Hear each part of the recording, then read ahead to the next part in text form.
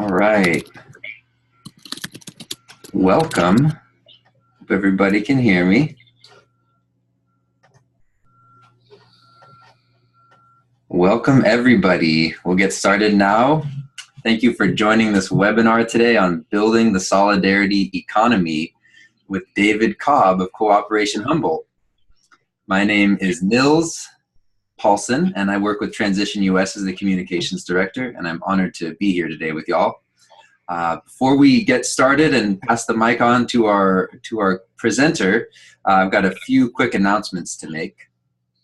First of all, this webinar is sponsored by Transition US, national hub of the international transition towns movement, which is actively building community resilience from the bottom up in thousands of locations all around the world.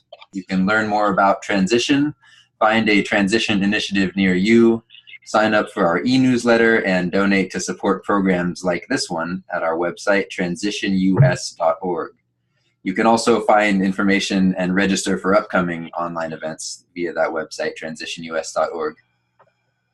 Finally, I'll explain a few things about this webinar format and platform. This webinar will run for approximately 75 minutes, beginning with some introductory remarks by our presenter, followed by Q&A. This webinar will be recorded and shared on the Transition US YouTube channel and our website within the next few days. And we are also currently streaming live right now via Facebook Live. So to preserve sound quality, my invitation would be, well, everyone except for our presenter is currently muted. You can submit questions anytime by clicking on the Q&A button at the bottom of your screen. You can also participate in our chat throughout this webinar, and you can raise your hand. There's a button to raise hand at the bottom to ask a question or make a comment live on the air. If you are joining us by Facebook Live, feel free to type your questions and comments into the comment section, and I will sort of interpret them and funnel them into the discussion as well. And it is now my great pleasure to introduce today's speaker and offer a little bit of background for our webinar. Cooperation Humboldt exists to develop a solidarity economy across the north coast of California.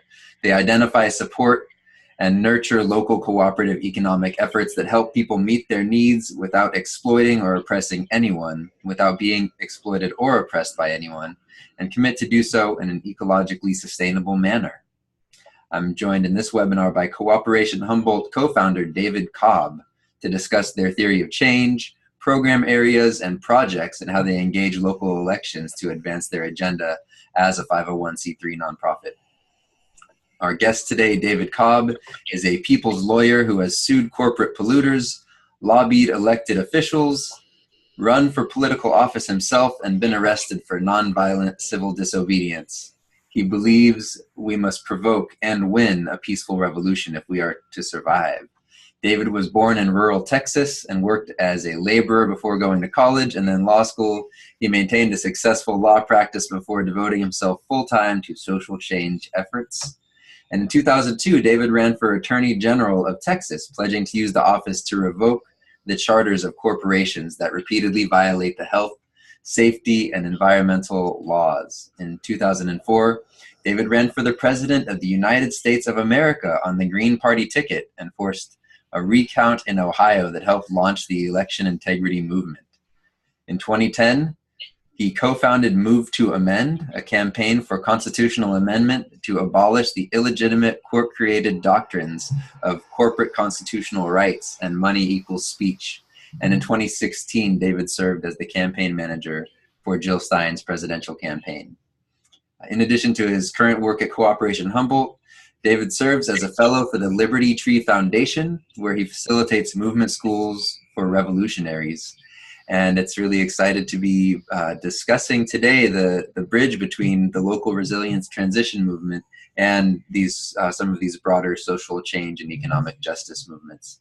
So without any further ado, I will turn this webinar over to Dave to talk about Cooperation Humboldt and building the solidarity economy. Thank you for being with us today, David Cobb.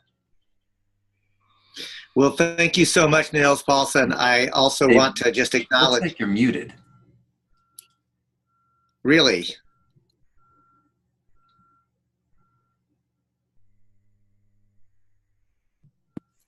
This is I'm not muted on my end.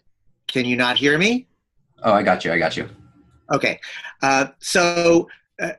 Thank you. I think that we've worked it out. It sounds like folks can hear us. Thank you, Gio, for writing in on the message. I also want to really acknowledge Nils, who is a personal friend. I've had the great pleasure of getting to know Nils as a social change agent for about the last 5 or 6 years in a number of capacities.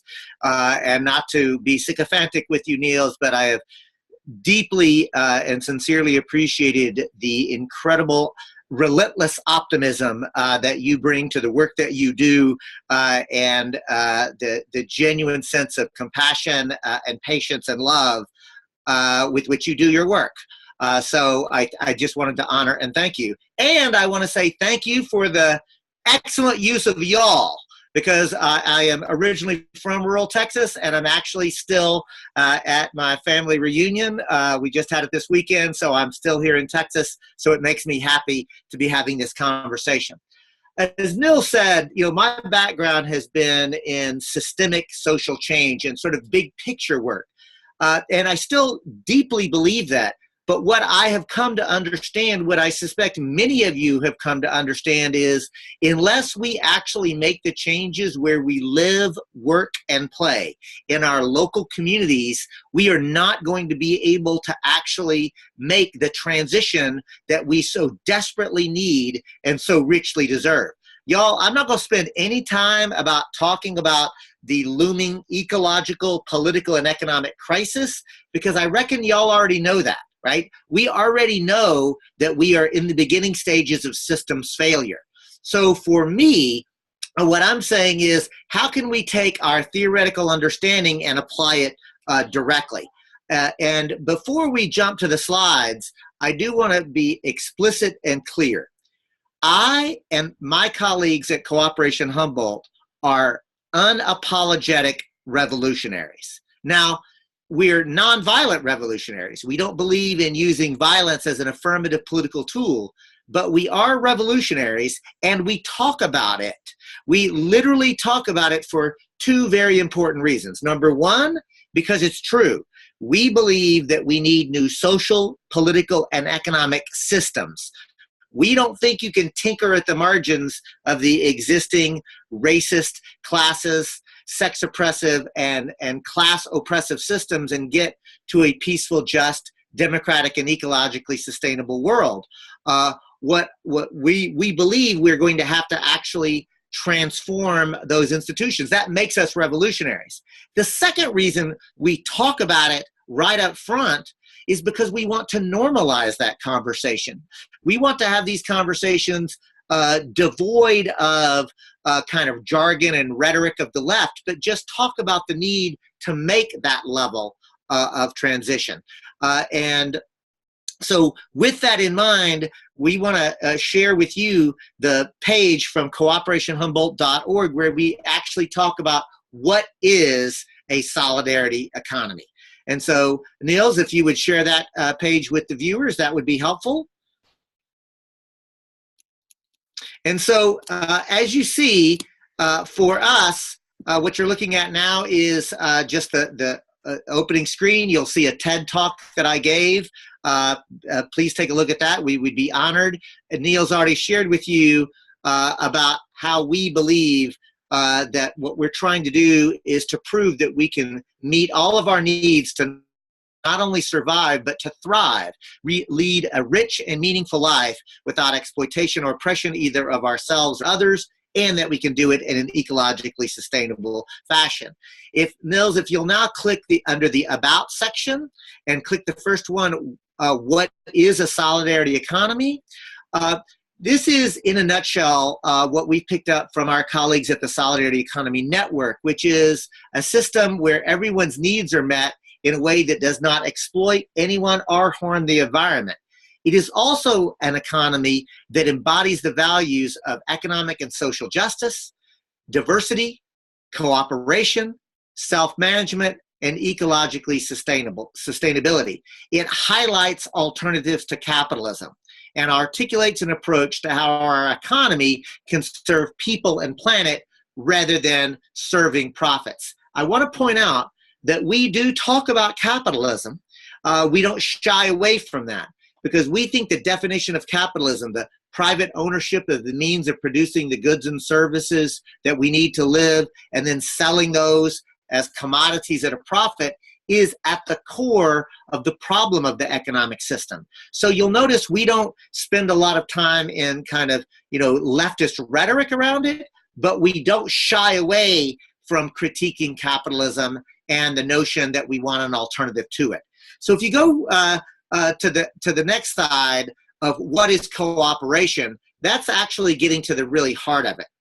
Because we know that to restructure the society the way we want to, we need new ownership models. And at the core of those ownership models are cooperatives that are businesses owned and run by and for their members. We know that there are consumer co-ops.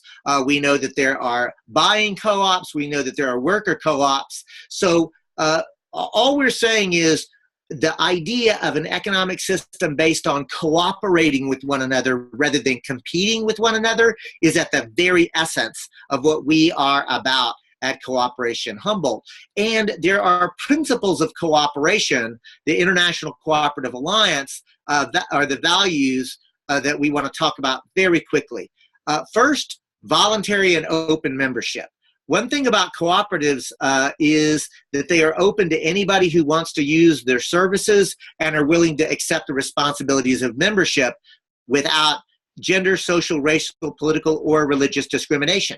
Notice I said political, and that doesn't just mean progressive Democrats and socialists and Greens are welcome. It literally means anybody of any ideology, any political party label, or no party label at all will be welcome to utilize the services and the projects and the program areas that we operate under. The second important principle is democratic member control.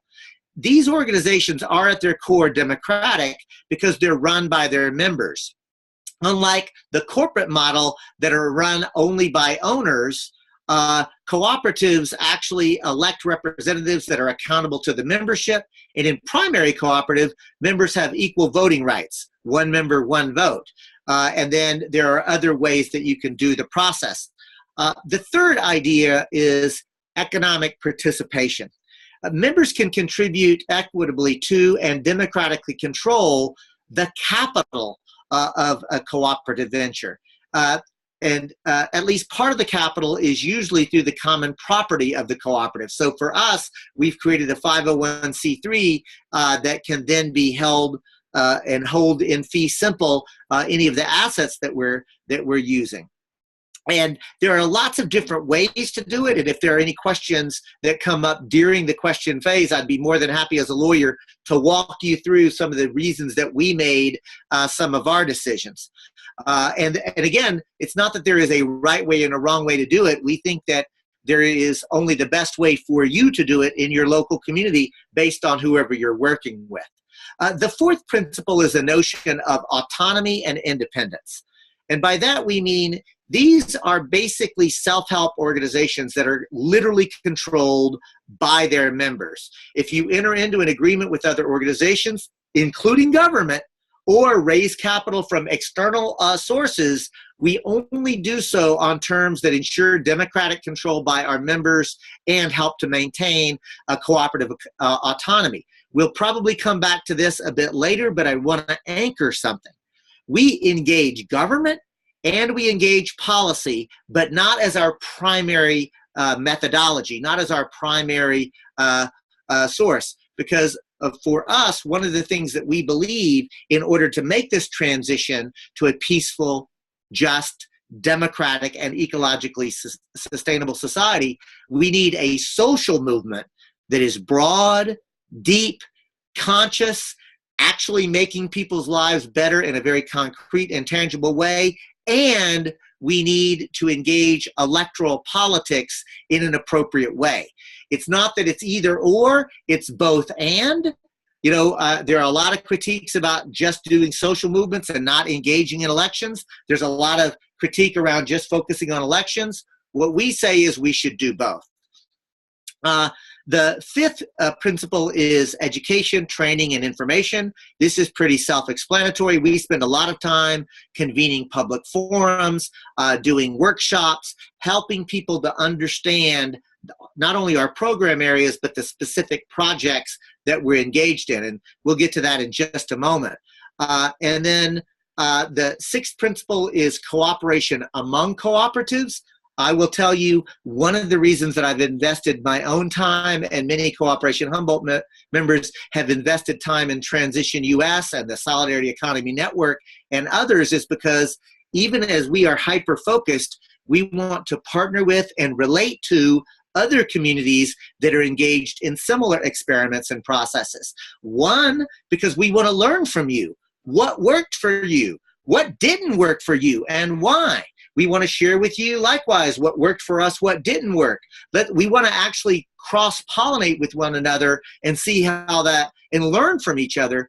But deeper still, y'all, we know that ultimately we're going to have to knit together these movements, community to community, across state boundaries, ultimately across national boundaries, into a global movement to transition and shift the very culture in which we live.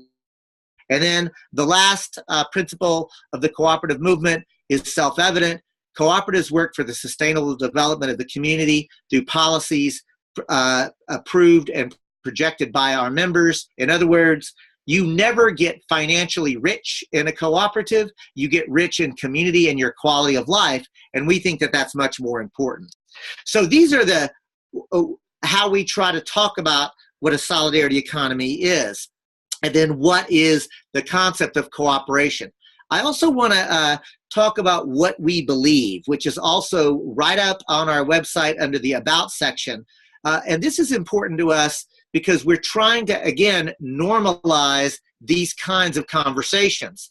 And so for us, we say explicitly and clearly, we believe that our current institutions are fundamentally racist, sexist, and class oppressive. We believe that this is a result of social, political, and economic systems that are incentivizing domination and exploitation of women, people of color, poor folks, homeless folks, disabled, queer, undocumented, and indigenous people. We believe that capitalism is an economic system based upon exploitation and oppression, and that ultimately capitalism would destroy the planet if we do not shift to a cooperative and sustainable economic system. Thirdly, we believe it is possible to create new institutions that incentivize cooperation, love, compassion, and kindness, and that this system will be capable of supporting everyone with a good quality of life. I want to point out that the word currently says citizen. Thanks to other people, we have realized that that was a mistake. We shouldn't say citizen because we want to recognize and welcome the undocumented, and we don't think citizenship as actually appropriate there, so we're changing that to person.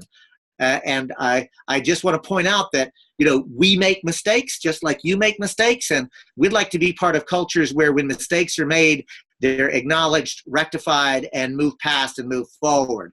Now, I'm not interested in call-out culture, but I am absolutely interested in people helping me to do better. Fourth, and by the way, please note that we're literally talking about love, compassion, and kindness as part of our political program because we think we need to normalize those conversations. Fourth, we believe in lifting up and supporting groups that are actually doing grassroots organizing with working class people and people of color who are training organizers and building long-term strategies to both resist fascism and create new models for our new reality. And in our community, for example, I'll just lift up groups like True North and Central del Pueblo. These are groups that are actually rooted in communities of color, even in predominantly white Humboldt County, and we want to center those, lift them up, and partner with them. And then the last, and perhaps this is a recent addition, because somebody said, look, what we believe is all great, but it sounds like you're only catering to people who already agree with you. So we want to be clear about what we believe and put it out there, but I also want to point out that we have added a final sentence. We believe we can work with you or your organization even if you do not believe these things, but we want to be explicit, clear, and honest about who we are and what we believe. Again, folks, this is our effort to normalize peaceful, loving revolution and how that works. That gets us to the next section, which is the theory of change. And that's under the About section, Niels. And I'll do this fairly quickly. But first, I want to point out that theory is important because it's the foundational set of beliefs about how the world works. It takes concepts, ideas, and definitions to both explain things and also predict things. And here's my point, folks. Whether you know it or not, you too have a theory. Sometimes it's not even conscious. But the point is, understanding that we need a theory of how things work is critical in order to make plans, because so often people just do things that seem smart, but without a theory to understand how everything works together, you can't really do genuine strategic planning. So theory without action is mere contemplation. But action without theory is just doing stuff. So at Cooperation Humboldt, we are absolutely committed to being intentional about developing a shared theory of how the world currently operates and how to develop concrete actions, projects, program areas to create a new world. And for us, the four interrelated ideas are resist, build, empower, and inspire. And if you're looking on the webinar now or you're on Facebook, I hope you can actually see our interconnected circles there. We believe that it's not that you do just one, it's that you have to do them all. You can't do them all at once in all ways, but ultimately we need to be doing all of them. And for us, the idea of resistance is resisting the dominant system that encompasses two elements. The first is fighting back against oppression, exploitation, and inequality. We know that this does not bring about systemic change on its own, but it does protect the overall health of our community. It actually lets us get into a position to be able to move forward. And Nils, if you'll scroll down now, that would be, thank you so much. And what we know is while we are resisting, we must also work to shift power away from corporations, the wealthy elite, and entrenched power. So resistance is critical, and that's why we believe that we must establish that nature itself has legal rights, and that we need to actually have legal theories even built into our resistance. And building is very clear. We need to build new institutions that meet our needs. We need to shift things to working models that foster a culture of local sovereignty and autonomy, genuine local control, and people need opportunities to be able to opt out of the corporate capitalist system and the space and opportunity to literally think differently, to experiment with different things. And we also know this, building alternatives is not enough. Because even if you were successful in your own alternative, you've created a little bubble, but it still means that the 1% is exploiting, oppressing, pillaging the rest of the planet, and those lucky enough to participate in alternatives can avoid exploitation and oppression while the entire world burns. So, and even worse, we know that even if we have a little bubble for now, that the interrelated global capitalist system is destroying the planet, and the planet, Mother Earth, cannot replenish herself faster than it's being exploited and commodified now. So it's even in our own self-interest to recognize the need to build alternatives and to empower organizing skills and education. I really want to lift up Transition US and this ongoing webinar series. I've actually participated in a couple of them myself as a participant. I've learned a lot, and that's the reason that I was eager to share some of ours is because we know the importance of strategic community organizing to create lasting and meaningful social change. We know we've got to build a powerful movement for democracy that starts where we live, work, and play. And then the last of our theory of change is the notion of inspiring a culture shift. I often say the most dangerous threat to democracy in the United States of America is the mistaken belief that the United States is actually a functioning democracy. Remember, democracy is actually not a noun. It's not something you have. It's actually a verb. It's something you do. You make and implement decisions. And a recent Princeton study confirmed what everybody on this call already knows, and that is there's a small group of obscenely wealthy people that are actually controlling government and policy. The United States operates as an oligarchy, not a democracy, but what we're trying to do is share with others our belief that a democratic world is not only possible, but it's actually necessary for the survival of people on Earth. So this interconnected notion of a theory of change is why we do the program areas that we do. And if you look at our program areas on the website, what you'll see are food production and distribution, housing, education and childcare, energy and infrastructure, healthcare, art and culture, and broadly speaking, the economy.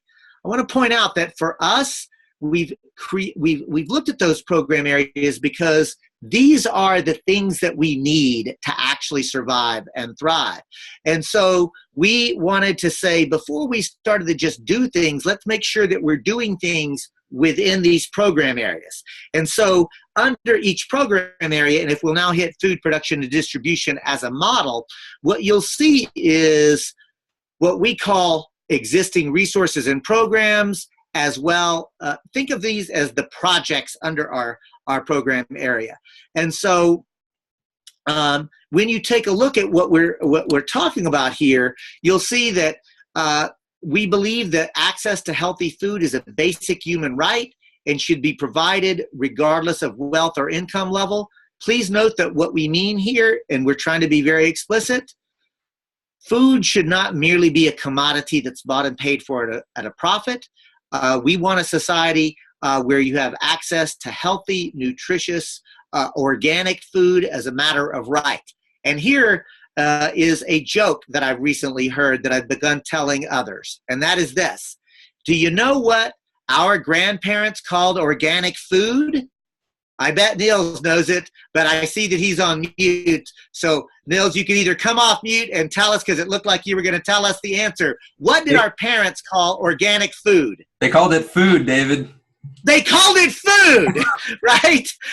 I think it's really important that we understand that this incredible pesticide-dependent, chemical-laden, oil-fertilized method of food production is not normal. It's not natural. We're actually trying to do something that is normal and natural, and we envision moving us back to that. So now, Nils, if you'll scroll down, here, I do want to point out a couple of things that we've done. First, Cooperation's Little Free Pantry. I'm sure many of you have already seen the Little Free Libraries. Well, we're now beginning to put up Little Free Pantries. The Little Free Libraries, of course, is where you take a book, leave a book, and you see these all across on virtually every city now has Little Free Libraries. We're doing it with food, non-perishable food items, sanitary napkins, razors, toiletries, things that poor people need. We're creating a mechanism to be able to share things and to take things as they're needed. And we're putting them up in high traffic areas. And I want to be very explicit here, including in areas where we know that there is foot traffic of houseless people, because what we're trying to do is say, you are part of our community as well. We welcome you. We honor you. We don't want you to have to hide in the shadows. We'd actually like to publicize this event. The next item is lawn conversion programs, and you can see the very first one is going up now. Tamara McFarland, one of the members of the board, is the first one of this. This is where she is literally taking her front lawn and is literally turning it into, not only is she turning it into a garden, an organic garden, but at the end of it, there will be signage that says, hey, if you want a weed and you see something that needs doing, just do it. Here's a list of tasks. It's also encouraged that people can reap the harvest of that garden as they want. So in other words, we're trying to break down even the barriers of the idea of what is ownership and who has ownership. We're also starting the beginning, you'll see it's coming soon, a Farm My Yard program where we are matching people who actually have homes and backyards that they may not be able or want to garden themselves. Oftentimes these are elders or people in their middle age with people who want to farm but don't have access to land or gardening spaces, oftentimes young people, and we're putting those people together.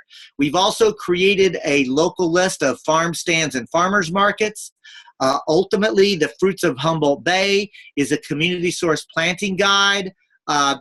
Falling Fruit is an interactive map that actually shows where there are fruit trees that are available, when they're actually ripe fruit available, where we're literally using a GPS system to alert each other about gleaning. The last thing I want to say about the food production area very quickly. We ultimately intend, scroll down, I'm sorry. There's also, you can see our connection that we have with our local North Coast Growers Association, our local co-op, and the Worldwide Opportunities on Organic Farms. And then we have trends and opportunities, which include free fruit trees, where we're working with others to make fruit and nut trees available. These mini gardens, we're actually beginning the process of making them available for free, especially to students at Humboldt State University and College of the Redwoods that have dorms.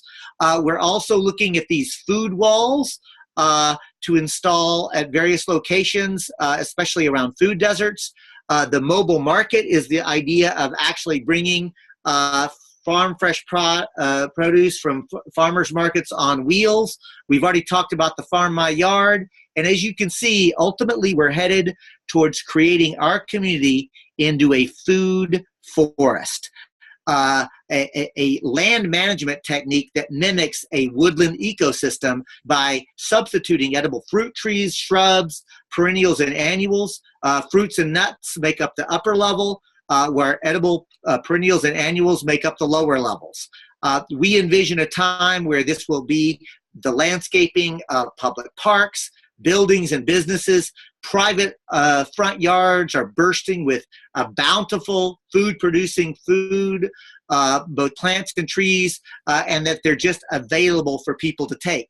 So as you see, program area of food production and distribution, a theory, a commitment to making it available free, and very specific concrete projects in each one. I want to hit very quickly, if we can, housing as well, because we've identified food and housing as the two ones that we personally ourselves want to focus on. And so and again, the whole idea is we aim to amplify things that are already happening in the solidarity economy, but we think, and there are some existing resources, we lift up the Redwood Community Action Agency, Housing Humboldt, Affordable Homeless Housing Alternatives, and HSU Campus Housing. So those are things that if they're already happening, we don't want to compete with them. We say, great, we want to let people know about it. But there are some emerging trends and opportunities that are not really being fully developed in our community, and we want to make those available. So we've put up a How to Start a Housing Co-op. And we model this on the Solar Community Housing Association in Davis, because that's the one that's closest to us. We've begun a partnership with them to actually learn how to do it. We're also looking at the Berkeley Student Cooperative, because so there's one that is specifically student-based. There's one that is for the Opal community. And then lastly, the San Francisco Community Land Trust that actually talks about the different types of cooperative housing, both as a developer. The point we're making is this. We know that there are different ways to meet our needs in all of these areas. And what we're doing is lifting up very concrete, specific examples in each one of them. And when we find a program area where there is an existing model, we don't try to just compete with it or replicate it. We just want to point people in our local community to it. But if there's not, then we're trying to be value added by adding to it. And this approach to our needs and the economy as an ecosystem is actually how we found that we're value added. I also want to say a word about the fact that we have included art and culture as a program area. One of the things that we have come to realize, and that is that there is no successful movement ever, at least in the United States, that did not have artists and culture workers integrally at the heart of it. Because artists are able to translate ideas across mediums. And artists can make seemingly impossible ideas not only seem inspirational, but actually doable. So for us, we really, we anchor artists and value artists as highly as we value grassroots organizers because they are the folks who can inspire us to bigger and better things. We already had one of our very first big public forums was called Artists Dismantling Capitalism. Now, I'm in a small community of about 35,000 people. That's Eureka, the city council, or the county seat, right? The city that's the county seat of Humboldt County. Humboldt County is a rural county. Eureka is the big city of 35,000 people, right? So that's the size. Folks, we had about 120 people come to a day-long symposium called Artists Dismantling Capitalism. Over half of them were 20 or early 30s. About 20% of them were people of color in an area that is predominantly white. And you know why?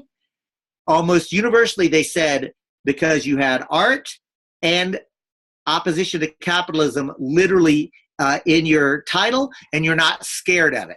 So one of the things that we are finding is that by centering artists, by valuing artists and getting them at the beginning of the process, helping us design our programs, they're not just add-on, it actually is something that has really been super helpful. So I know I'm trying to give a big picture, and then we can open it up for discussion. The next program area I do want to just talk about very quickly is economy. And if you click on it, you'll see that we haven't built that out yet. So I'm just going to talk about it. For us, the economy is worker co-ops, and it is not just creating new worker co-ops, but helping to convert existing small businesses, sole proprietorships, converting them to worker co-ops. And this is an area that we, from researching other communities, have found is one of the growing areas for worker co-ops. And then the last thing that we're doing, in literally May 14th, we're hosting a public forum on public banking. The idea of democratizing money itself. And Nils, you'll be very happy to know that we're actually working with the Friends of Public Banking Santa Rosa to explore the idea of creating what we'll call a regional public bank of the North Coast of California, from Santa Rosa, which is a charter city in California, to Eureka, a charter city in Humboldt County, and create a public bank. And the beauty of a public bank is it takes out the privatization of the creation of money and credit. And what that means is, usually a big public project, by the time you finish paying the interest and the finance charges and the privilege of borrowing money in the private sector, it's literally can double the cost of the project. And for any of you who have bought a home, all you have to do is think about the fact that if you look at your 30-year note and you say, well, I bought this house for $150,000, but by the time I pay it off, I paid $400,000. That's how compound interest over long-term bond projects work. A public bank basically lets the public bank create the financing model for free or next to nothing. So we are working with the folks in Santa Rosa to explore a public bank. The last thing let's hit resources, because we make these available readily. You'll see recommended readings. But what I want to hit is the fact that we have a set of readings that we make available to everyone. But to get into the core team of Cooperation Humboldt, you have to go through a 6 to 8 week session where you read these things with us. Now, I want to be clear. Anybody can work on any of the projects, can work in any of the program areas. We do public events. Anybody is always welcome. But remember at the very beginning, I talked about the need to develop both strategy and shared vision and resource. Well, we do a set of readings that includes not just that solidarity economy map and directory so people can see how much is actually happening. We also read about solidarity economy and what it means. We read from banks and tanks to cooperation and caring from the folks at Movement Generation. We read ecology as the key fight against capitalism. We read a section called Walking the Green Path, Why Socialism Can't Save Us and How Indigenized Economics Will. Here's my point, friends. At the end of that process, there's not a test. There's not a requirement that you think the way I think or talk the way I talk. There is a requirement that you invest 90 minutes every 2 weeks to come to an internal study group to grapple with these ideas so we can build a shared analysis, a shared theory of the world. And what we found, by the way, we're already starting our third cohort already. Somewhere between 10 and 15 people usually sign up on each one of these. All I'm saying is it's not just doing stuff. It's actually teaching each other how we see the world, why we're doing, like not only what we're doing, why we're doing what we're doing, and how we're doing it. And I said the last thing, but that should have been the penultimate thing, because the last thing I do want to say is this. We also, even as a 501c3, are absolutely committed to engaging in electoral politics. Now, we know that means we cannot support individual candidates, but what we can do is develop candidate questionnaires. Cooperation Humboldt can partner with other community groups to host candidate forums. I'm very proud to tell you that next week, May 10th, Cooperation Humboldt is an anchor group creating a candidate forum for our county-wide Board of Supervisors races. Oh, and get this, we're not just doing it as Cooperation Humboldt. We're partnering with Organized Labor and the Central Labor Council. We're partnering with the North Coast People's Alliance, modeled after the Richmond Progressive Alliance model, where Greens and Democrats and Socialists and Independents are working together. But wait, there's more. We have brought in the North Coast Environmental Center, Move to Amend, the campaign against corporate constitutional rights. We've also brought in both Central del Pueblo and True North, the two immigrant rights community organizing operations in our community. But wait, there's still more. Healthcare for All, the group that is actually at the forefront of healthcare as a fundamental human right, are one of the partnering organizations. Do you see my point? We are bringing together single issue groups. We are bringing together other groups that are doing social movement and saying, instead of just chasing after candidates, let's create a candidate forum with powerful community groups that are so big and important that even candidates that may not like us feel obliged to come and answer our questions. It's a subtle but profound flipping. We flip the script, right? Instead of us chasing candidates or trying to say, what can we do to convince you? We're saying we're building a social movement. You have to come to us. You have to answer our questions. And again, at the end of the day, the idea of building a powerful, broad, deep social movement that can influence elections. And friends, 501c3s can do candidate questionnaires. You can do candidate forums. There is so much that we can actually do under the law that most people don't actually know about. And so, Nils, I know I talked a lot, but you and I had talked about the fact that it might be the better process based on y'all's past webinars to give the overall big picture, talk about the programs and the projects, and then open it up for questions. So I want to thank you, all of the participants of this webinar, for hanging in there.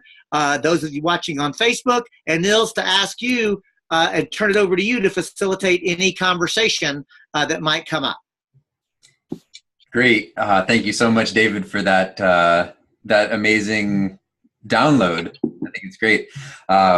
I mean, for my part, I'm noticing so much kindredness between this cooperation Humboldt work and the transition movement, which in and of itself is so, broad that it encompasses all of these different forms of work. And it sort of reminds me of this truism that I've come across in transition work over the years, that transition by any other name is just as sweet. Much like a rose or anything else, that, it could be transition with a capital T or this, lowercase t transition. It's all really about engaging our communities to build solutions, because we're at such an amazing turning point in our history right now.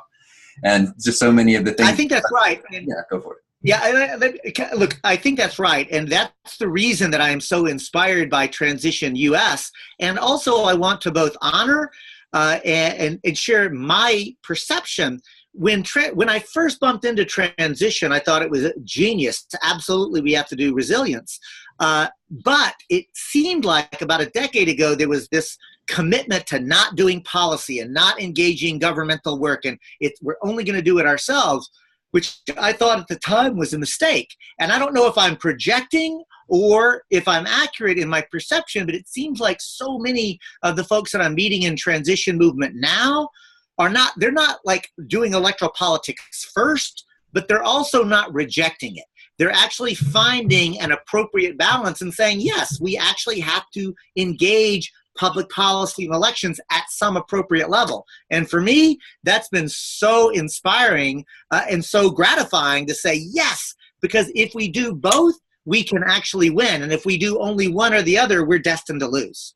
Totally. I mean, it reminds me of how I found transition to begin with 10 years ago. Was at a United States Social Forum, which is like a sort of movement activism, political rallying point for labor and environment and women's rights and peace and all these things coming together. And I started learning, and this was in 2010, I started hearing all about transition and permaculture.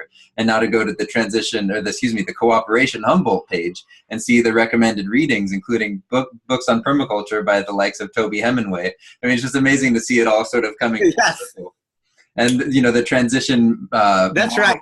Sort of emphasizing honoring work that's already being done, and how much you seem to be, or the Cooperation Humboldt sort of movement or ethos has so much of honoring the work that's already being done and mapping out the ecosystem and sort of linking together all the nodes that are doing the great work.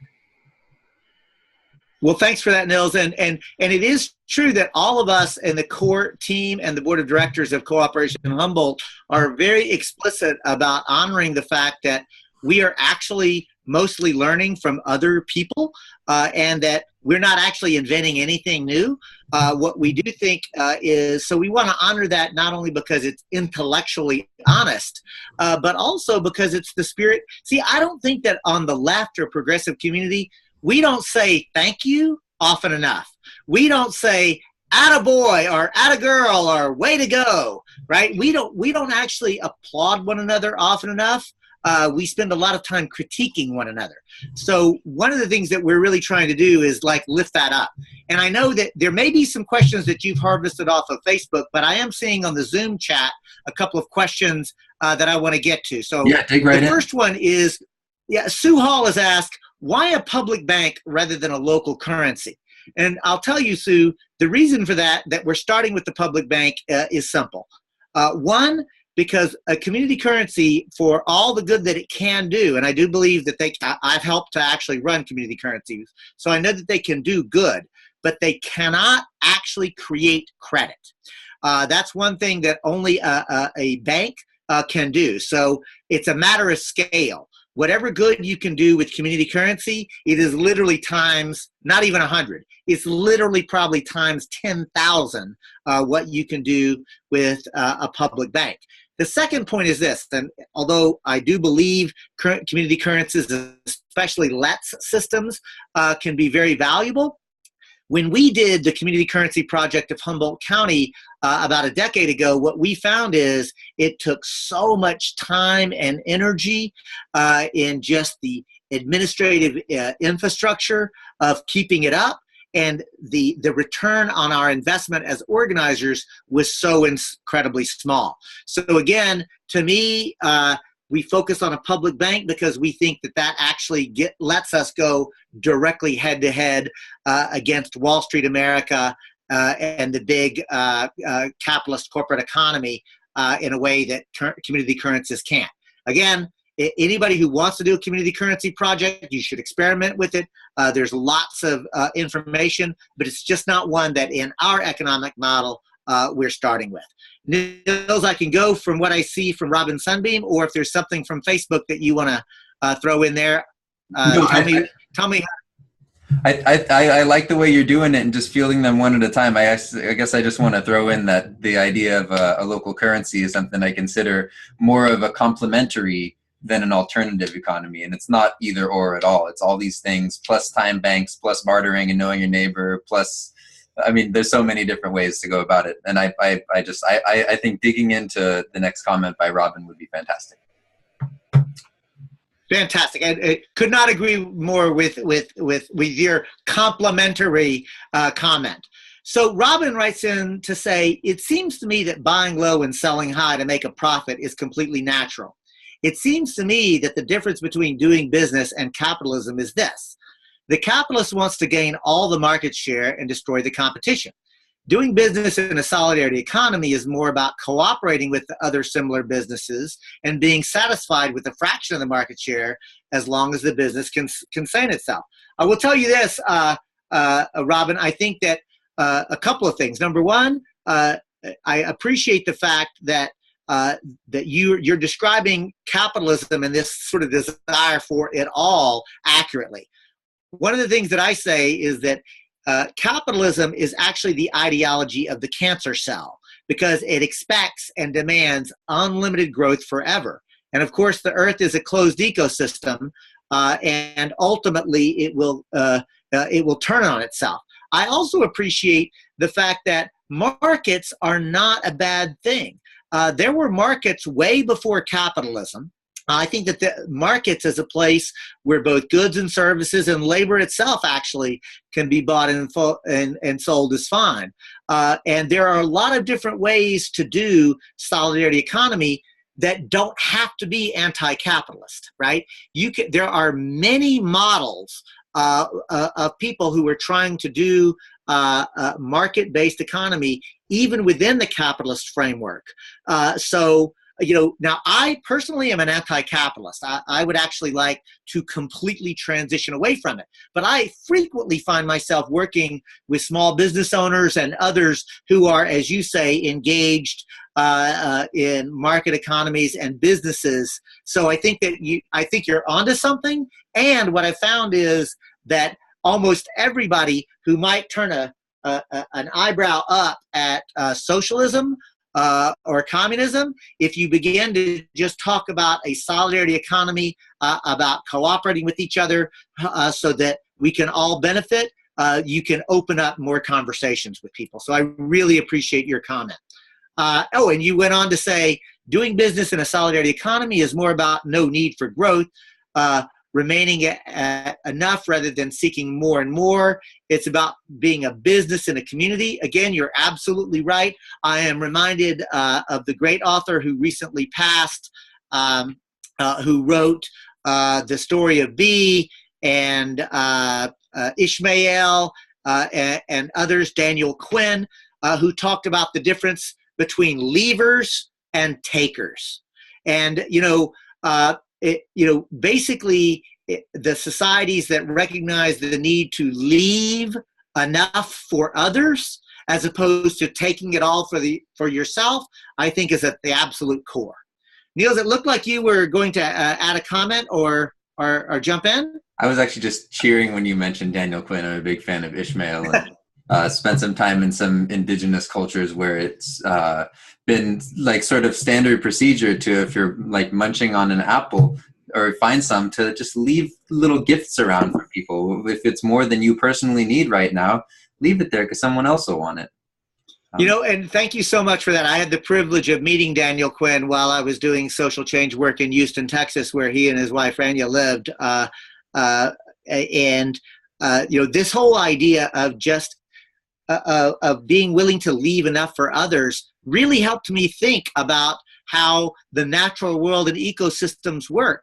No, like honestly, y'all, like if we think about like hoarders, right, is a mental illness.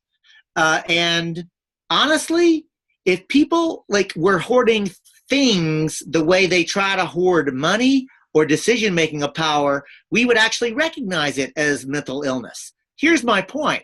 I believe that people who are hoarding wealth and decision-making authority are equally mentally ill.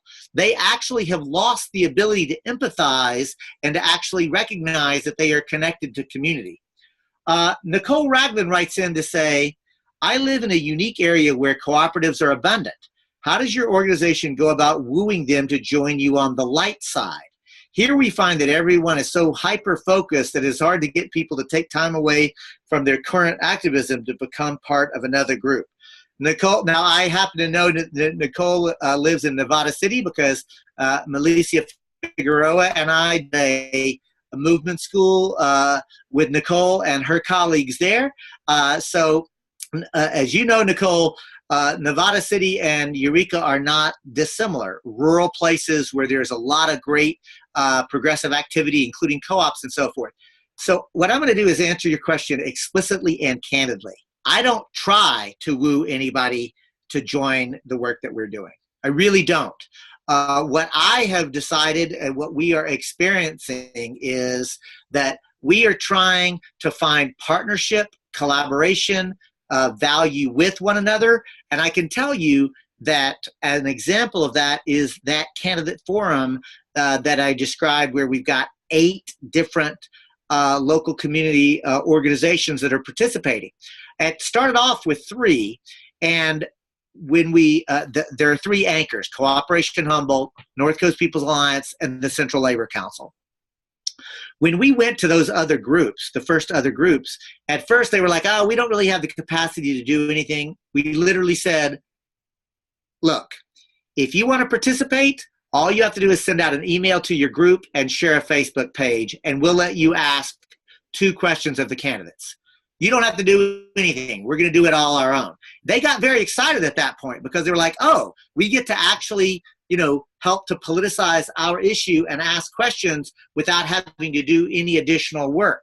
So I guess this is the answer to that is I'm not actually trying to woo them away. I'm trying to actually say by partnering and collaborating with us, it will actually add value to your own work. Concrete, tangible benefits. And if I have not persuaded somebody to work on one of the projects with me, I don't get upset about it. I just say, well, when something else comes up, then let's look for that opportunity. Because, Nicole, if you look at everything that we talk about at Cooperation Humboldt, if you look at our website, if you look at all of our projects, think of it as a menu of options. And I'm not mad if somebody does not want to do, only wants to do one thing with me. That's the thing that they want to do. Great. I'll be honest. I'm not even mad if they're not wanting to do any of the things yet. Like, they're not hungry yet or they're not interested yet. But I do say yet because I believe that by having a relentlessly positive approach, by making it concrete about what they will gain from participating with us, is a way for us to continue to build together. So that's how I look at it. I really so Nils, I think you got some other participant questions and comments. Yeah, totally. And I just, again, like this sort of permaculture food forest metaphor of the, uniting all the different points and sort of just highlighting all the different options. That's very transition-y, and I very much dig that. Food, housing, education, energy. Where is your passion, and plug in? And I actually wanted to float the possibility of emergency preparedness as another sort of node to link in with, because there's a lot of folks out there, especially the, more, libertarian prepper, get her done, do it yourselfers that are like more into talking about emergency preparedness and less maybe into talking about things like the solidarity economy. But it's a point where it really brings us all together regardless of political ideology or anything like that. But I just wanted to. Go ahead. No, I'm glad you did, and I want to actually lift up the transition webinar series, because actually I wasn't able to make that webinar, but one of the core members of Cooperation Humboldt actually participated on that webinar, was so inspired by it, and sent it out to a whole group and said, this is amazing, check this out. So thanks to Transition US, we are now thinking about, how do we actually build that into our work? So you're absolutely right. And again, I'm not trying to be sycophantic, but to me, the transition movement is just the hand in the glove of the cooperation economy. One thing that I do think that we're trying to push other transition participants into is, don't be fearful about critiquing capitalism explicitly and clearly. You don't have to be an ass about it, right? That's Organizing 101. Don't be an ass. But be willing to engage people on what capitalism actually means, because oftentimes what I've found is, actually, you don't want exploitation or oppression of corporations or government. Neither do I. You don't actually trust unaccountable power. Neither do I. That I actually find a lot of common ground when I take that approach. The other thing, Nils, I think, about that I really want to push people towards is, we've got to come to terms with the fact that we have to engage electoral politics authentically. In other words, we have to find candidates who come out of our movements, who are willing to do the messy work of running for office. And when they do, they need our support. Again, as a 501c3, we know we cannot support individual candidates, but we can do candidate questionnaires. We can do candidate forums. We can have conversation. Like, for example, Nils, I know you're running for office yourself, as a transition person. I don't have to, I do not cross any line as a 501c3 co-founder. When on a seminar, a webinar, I point out that somebody who is part of the transition movement is actually engaging a run for office. This is a good thing, and we should normalize this and actually encourage more of us to run for city council, for board of supervisors, for school board, for soil and conservation district. But the reality is that we're going to have to elect people like us to office. Totally. Yeah. Thank you for that acknowledgement. Before we get to the next question in the chat here, I do just want to say, if you happen to be a participant in the webinar live right now via Zoom or on Facebook Live, feel free to type a question or comment directly into the chat. There's also a Q&A button. If you're tuned in on Zoom, you can press the Q&A button at the bottom to enter a question. So I see Tom Cockley has actually used that. So Tom, thank you for pointing this out. So I just now see it. So Tom Cockley asks, how do you prevent volunteer burnout? Big question. And thank you for asking it. And so I'll be very candid here, Tom. For us, one of the ways that we baked in to Cooperation Humboldt at our board of director meetings, our core team meetings, our internal education process is this. One, you have to take care of your needs. And nobody is ever going to fuss at you when you take care of your needs, because we're all going to take care of our needs. Number two, we are very clear and very quick to say, if you can't do something that you said you're going to do, just let us know. Nobody's going to make you feel guilty about it, and you should not make anybody feel guilty about it if they can't do it. And we build that in. We also build in something that we call mutual support and mutual accountability. In other words, Nils is a friend, so I'll use him as an example. If Nils is part of the core team, what we say to Nils is, Nils, if there's something that you've said that you will do and you can't get to, all we ask is, as soon as you realize you can't get to it, you let us know, right? Because we know we all occasionally drop balls. We know that we all occasionally can't get to everything. But what we say is mutual support and mutual accountability is, Nils, if you begin to drop balls repeatedly, we are going to lovingly actually hold you accountable. We're going to say, Nils, this has been 3 projects in a row that you haven't come through in the ways that you have actually talked about it. So there's clearly a problem. What are we going to do about taking things off of your plate? And so, because one of the things for us that we found is that so much of the burnout is around feeling this need that you have to do everything and that there's so much and all of the things need to be done. Here's the point, Tom, and anybody who is interested in this. I take a practice in both my organizing, politics, and my own day-to-day living. It's not only a political practice, but a spiritual practice, which is I try to assess what is happening. I try to make plans based on how I can most productively implement and be the change that I want to see in the world. And here's the key part. I release the result. I don't believe that the goddess expects me to change the world. I think she expects me to do my best. And I think all she asks of me is that I do my best and that she is pleased when I do. And that's all. And I'm getting a little weepy-eyed because I have had to learn that lesson, and I myself found myself getting burned out and not living a rich and meaningful life because I felt like there was so much to do. And so what I have come to is this recognition that all I can do, the only thing I actually have agency for is my own conduct. So I try to be honest.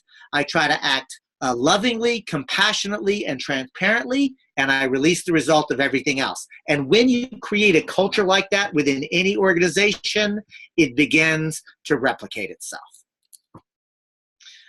So that was my effort to answer that question. You got a lot of loves and likes on Facebook while you were saying that last bit, and also some comments and affirming that also in the chat window.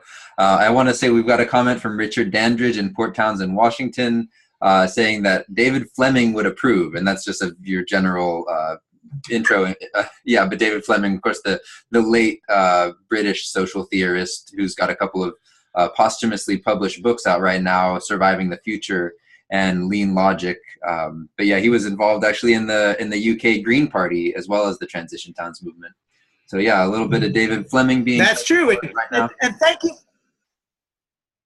And thank you, Nils, for not disappearing Fleming's Green Party involvement.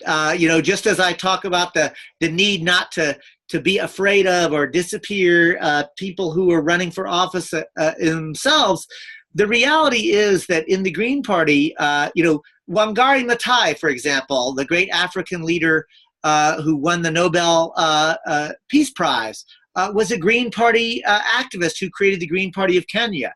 She gets a lot of reports for the great work that she did, and deservedly so, for the Green Belt movement and fighting desertification through planting forests and trees all across Northern Africa. But she founded the Green Party of Kenya and the African Green Party Federation, which is the federation of various national Green parties across the African continent. So too, the current young Prime Minister in Iceland, who's getting a lot of play these days. She's a Green Party member. So I think it's important to recognize that so often people try to either disappear or hide the appropriate role of either electoral politics or of transformational politicians. And I think that, again, I'm not going to chase after them, but I am going to honor and acknowledge them when it's appropriate. So I just want to thank you for pointing out Fleming's involvement with the UK Green Party.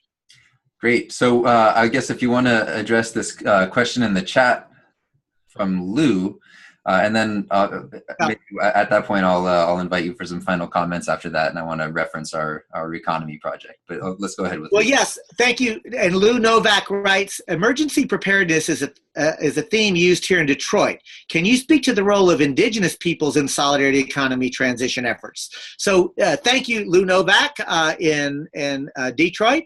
And I do know that, of course, Lou, you'll remember I've learned a lot of how to do solidarity economics from some of the great organizations and networks that are happening in Detroit. You'll remember that I went to a Solidarity Economy Network meeting in the Motor City, when folks from both Mexico, Canada, and across the U.S. convened in Detroit, Michigan. So, y'all are really at the cutting edge. And I will say this, honestly, if you really want to see late stage capitalism and what it looks like, both for good and for bad, at both ends of the spectrum, look to Detroit, because you're seeing actually what the move away from an old industrial-based economy to whatever the new economy is going to look like. And on the one hand, you see the kind of, gated community, corporate capitalist financiers trying to buy everything, auctioning off public efforts and so forth happening in Detroit. You also see solidarity economies beginning to flourish, where communities are actually engaging with each other to meet their needs, further developed in Detroit than almost any major city in the US. And the important idea of indigenous peoples is this: we don't have to create new things. If you think about the solidarity economy and the principles of cooperation that I was describing, these are also indigenized economic principles. Indigenous peoples that live that way now. And the second point I want to make is, and I want to lift up from the 7th Generation Fund for Indigenous Peoples, Chris Peters, who is a Kurok indigenous person himself, who said, David, you have to remember, every human being descends from indigenous stock. You yourself, he was talking to me, you, David Cobb, come from indigenous people. I will now tell you, the viewer, whoever you are, and I mean you, the person occupying the seat that you're sitting in, you come from indigenous peoples. There was once a time where every human community was living in an ecosystem around a watershed that was actually in right relationship, not only to other human beings, but to the rest of the natural world and other living things. We don't have to learn new things. We have to remember things. And the value of indigenous peoples and indigenous communities, they don't have to remember them because they're living them now. They have lived experience and knowledge that we desperately need. So we need to approach them not in a cultural appropriation way, but in a proper, respectful way with the level of humility and humbleness to actually recognize that we need to get off of the path of exploitation, oppression, and competition and back to the path of collaboration, cooperation, and sharing that indigenous peoples are still doing. So we need to remember what is already in our DNA. And I'll conclude with this. I don't believe that human beings are either angelic nor demonic. I believe that human beings are, as the hairless apes that we are, we're mostly sweet. We mostly would like to cooperate with each other. We would mostly like to actually do the right thing. The problem is that we're living in a society that has incentivized the wrong things. It's incentivized accumulation. It's incentivized domination. It's incentivized power over dynamics. So what we're trying to do is shift the culture and shift individual, concrete, intangible ways to let people live rich and meaningful lives and incentivize these new things. This is something that I think that almost all of us are actually interested in. And before we turn it back to you, Nils, I see Tom Coakley has taken advantage of the Q&A again to ask, what is the process to start our own cooperative? That's a great question. And if you go either to our website or the Solidarity Economy Network, you'll actually see a very nuts and bolts thing about that. We are doing an artist union, an artist cooperative now. It's really too long to go one by one, but I promise you, Tom, if you do that first bout of due diligence and you'd like to email me at info@cooperationhumboldt.org, I'd love to actually go a little bit deeper with you on that. That was a great share. Thank you so much, David. I guess real quickly, I would like to just draw super mini quick attention to a project that you would probably find really kindred to what you're working on with Cooperation Humboldt, David, and that is the Reconomy Project. And if folks are interested in more great resources related to this work, I would invite checking out the Reconomy page on Transition US website. And there's a great resource called the Reconomy Report, 25 Enterprises That Build Resilience. And really, if we knew about Cooperation Humboldt, it might be 26 enterprises that build community resilience. But it's right in there, and I just invite folks to check that out looking at the Reconomy page on the Transition US website. I'll stop the screen share here. We're getting to the last moment of the webinar, and so I just want to one more time invite folks to check out your website, David, at www.cooperationhumboldt.com, and we'll type that once more in the chat and once more in the Facebook window before we close this. And now, Dave, if you want to give any closing thoughts, you'll get the last word, and then we'll unmute everybody to say goodbye. But the floor is yours, and once again, David, thank you so much. I will only say this. Thank you so much. I actually want to repeat my deep appreciation for the work that Transition US is doing, the appreciation for allowing me to utilize this process together, and to invite all of you to check out our website. And if there's anything that you're learning from it, great. If there's any constructive critique you want to offer, we are very sincere. We'd love to hear from you. And lastly, if you live in the North Coast, and by that I mean from San Francisco to say Seattle, we really want to work with you because we believe that we can create a vibrant ecosystem and a new economic model that can actually be part of the transition that we so desperately need and so richly deserve. Much love to you all. Peace. All right, I'm going to just really quickly unmute all the attendees. I don't know if I can actually do that. No, maybe not. Maybe this is it. And I just want to, once again, thank you, David, for being here with us. We'll put an end to the recording now. And more info, transitionhumboldt.com, transitionus.org. And ladies and gentlemen, David Cobb, thanks again. Thanks, y'all. Peace.